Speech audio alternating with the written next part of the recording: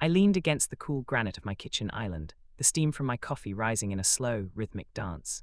It was one of those mornings where the world felt aligned, sunlight slicing through the blinds, painting gold bars across the floor, and the only sound was the soft click-clack of Charlie's paws as he wandered toward his water bowl. After years of cramped apartments and neighbors who treated thin walls like shared diaries, I had finally bought this silence. At least that was the plan. A violent, rhythmic thudding suddenly shook the front door.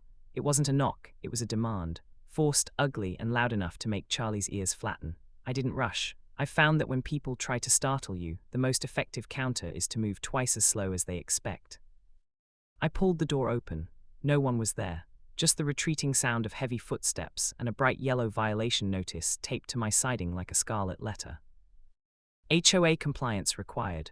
Remove unauthorized animal immediately. Underneath, in bold, aggressive ink, fine balance, $1,275. My heart didn't race, it went cold. I looked at Charlie, a rescue, a gentle soul with a tail that never stopped wagging, and then back at the paper. Here was the problem, I wasn't in an HOA. I'd spent 6 months vetting this property specifically to avoid the suburban Stasi. My deed was clean, my title was clear, and my land was county verified. Yet someone had decided they owned my piece. How can an HOA ban my dog? I whispered to the empty porch, when I'm not even in the HOA. If you've ever dealt with a petty tyrant who thinks a clip-on tie and a clipboard gives them the right to govern your life, you know exactly where I was standing. Drop your location and the current time in the comments. Let's see how far this reach of overstepping authority actually goes. I didn't buy this house for luxury. I bought it for the space between me and the rest of the world. Charlie came into my life the same way, slowly, then all at once. He had the look when I found him at the shelter, the look of someone who had been handled by too many unkind hands. We understood each other. The trouble started small, a neighbor pausing a bit too long to stare at my fence, the subtle muttering when Charlie barked at a squirrel, eyes that didn't see a pet but a variable they couldn't control. I'd ignored it. Peace teaches you not to assume conflict, but sometimes conflict is already measuring your grass height while you sleep. I was still holding the yellow notice when the shadow stretched across my porch. Click, click, click, crisp, purposeful heels. I looked up. She was the archetype of a suburban enforcer, a polished blazer, hair sprayed into a structural marvel, and a clipboard hugged to her chest like a shield. Her smile was so thin it could have sliced glass.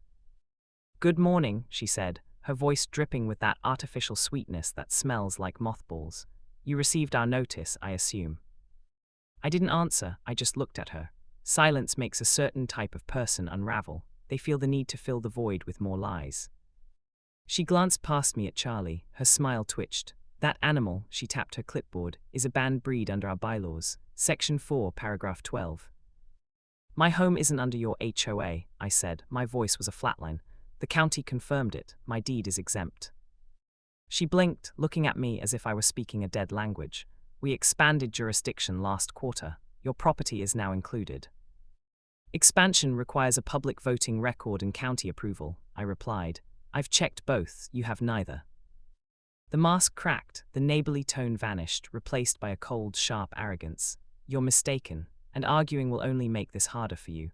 We expect full cooperation, starting with the removal of the dog."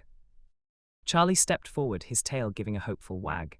He thought she was a friend. She recoiled as if he were a wolf. I knelt, resting my hand on his neck, feeling his steady heartbeat.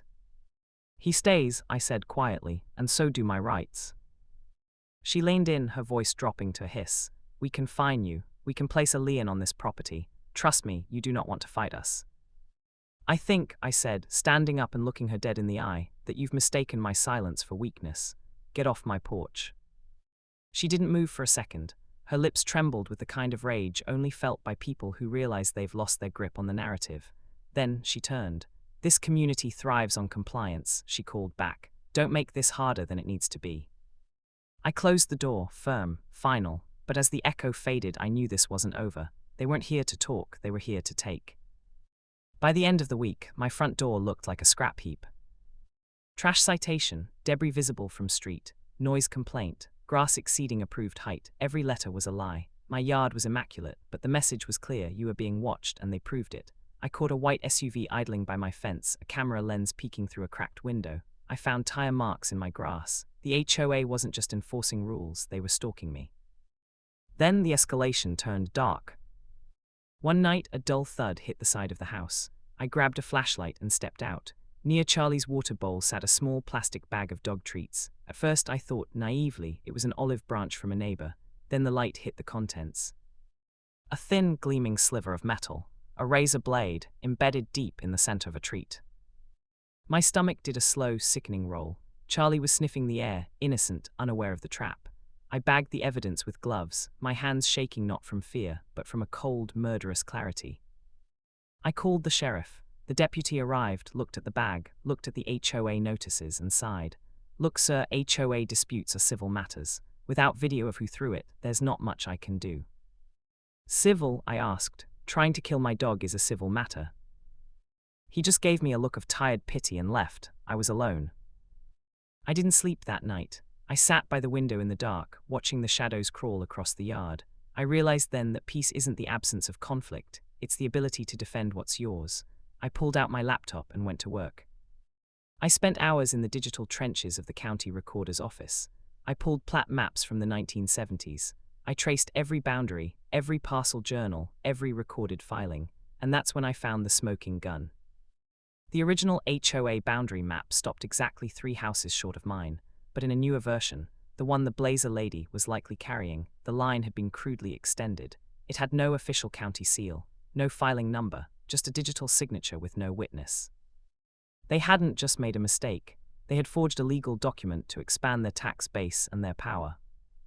The next afternoon, the gate latch clicked. I was in the yard, trimming branches, when 2 men in matching HOA polos stepped inside my fence. They didn't ask, they didn't announce, they just walked in with their clipboards like they owned the dirt. "Excuse me," I barked. The lead man didn't even look up. HOA compliance inspection. We have the right to access community properties to verify violations. "You're trespassing," I said, moving toward them. Charlie was at my side, a low, tectonic growl vibrating in his chest. "Leave, now." "Control your animal," the man snapped, stepping back. "He's under control," I replied. "You're the ones out of bounds. This property is exempt. Your map is a forgery." The second man smirked, that ugly, entitled smirk of a man who's never been told no by someone he considers beneath him. "If you make this difficult, the fines won't be the only problem. We recommend cooperation." "And I recommend a lawyer," I said, pulling out my phone, "because I'm recording this, and the sheriff is already on the way for a trespassing call." They exchanged a look. The smirk vanished, replaced by a flicker of doubt. The moment a snake realizes the mouse has teeth is always a quiet one. They turned and walked out, muttering into their radios, but the atmosphere on the street had changed. Neighbors I'd known for months wouldn't meet my eyes. Whispers followed me to the mailbox. "He's unstable. That dog is dangerous. The HOA is just trying to keep us safe. Reputation destruction, the final tool in the bully's kit." But I wasn't the one who should have been worried about my reputation. A week later, the compliance squad returned for their final stand. A black sedan pulled up, and 3 people stepped out, including the blazer lady. They marched to my door with a printed packet. "We need interior access," she said, her voice trembling with forced authority, "to verify pet and property violations. This is mandatory." "Interior access?" I almost laughed. "You want to come inside my house?" "It's within our protocols for non-compliant residents," she said. "Here's the thing about your protocols," I said, leaning against the doorframe, radiating a calm they clearly found terrifying. "I've spent the last 72 hours with a land use attorney and the county clerk. We found the digital file you uploaded to the county database last quarter, the one where you manually altered the boundary lines." The color drained from her face, so fast it was like someone had pulled a plug. "That's a felony, by the way," I continued, my voice smooth and conversational. "Tampering with public records. My attorney has already filed a suit for harassment, attempted animal cruelty, and slander, but more importantly, the district attorney is very interested in that map." The silence that followed was heavy. The 2 men behind her started looking at their shoes. The authority was evaporating, leaving behind nothing but 3 scared people in cheap polo shirts. We were told the expansion was legal," she stammered, her blazer suddenly looking 2 sizes too big for her. "You were told wrong, and every fine you've levied against me, every notice, that's evidence of extortion." I took a slow step forward. "Now get off my land, and if I see a white SUV idling near my fence again, I won't call the sheriff. I'll call the news station that's already waiting for my statement." They didn't just leave, they practically ran. That evening, I sat on my porch with a fresh cup of coffee. The sun was setting, casting long, peaceful shadows across the yard. Charlie was sprawled out at my feet, snoring softly, finally safe. The white SUV was gone. The whispers had stopped. The yellow notices were in the shredder. I looked out at the neighborhood, the perfectly manicured lawns, the identical mailboxes, the rows of people living under a thumb they were too afraid to push back against. I had my silence back, but it was different now. It wasn't the silence of hiding, it was the silence of a battle won. I realized then that some people spend their whole lives looking for a place to belong. I just wanted a place where I was left alone.